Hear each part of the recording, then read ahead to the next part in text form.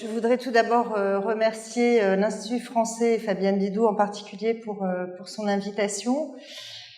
Donc cette présentation, qui est un travail de thèse de doctorat, comme Fabienne l'a signalé, et qui a été publié aux Presses du Réel en 2019.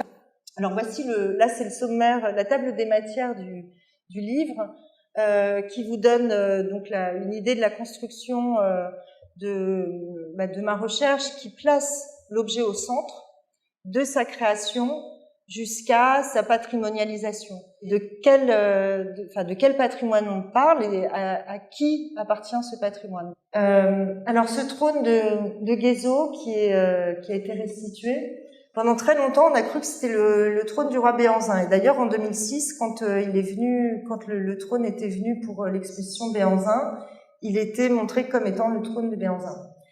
Et justement, cette recherche m'a permis d'aller voir beaucoup de gravures, et j'ai retrouvé sur une publication de 1847 le même trône. Et donc, il s'agirait en fait et donc 1847, on est sous le règne de Guézo, donc il s'agirait bien du trône du roi Guézo, ce qui a du sens aussi par rapport à l'iconographie afro-brésilienne, comme je vous le disais. En août 1892, Dodds ordonne que des canonnières bombardent toute la côte de Ouidah à Cotonou, aller-retour pendant 2 jours et 2 nuits. Ils montent sur Abomey, donc le récit. Prise de Ouidah, donc avec ces 2 jours de bataille en décembre 1892. Donc, cet objet, où est-ce qu'il a été trouvé par Fonsagrive? Certains pensent qu'il l'a trouvé par hasard. Mais est-ce qu'il n'aurait pas... Alors, il y a cette version qui est retenue, il y a une autre version qui est, est-ce que cette statue n'était-elle pas en tête des bataillons du Dahomey pour protéger la ville de Ouidah, et donc l'armée l'aurait abandonnée à ce moment-là? Donc ça, c'est ce qu'on peut entendre aussi dans la tradition orale ici. En tout cas, aucune des hypothèses, malheureusement, n'est validée jusqu'à présent. D'autres objets cette fois, vont traverser l'Atlantique, vont aller vers New York par le biais des ventes aux enchères, notamment à Drouot. Donc là, il s'agit d'une vente en 39 alors ça a été acheté d'abord par Rockefeller, ensuite qu'il a donné à la famille d'Arnoncourt, et la famille d'Arnoncourt a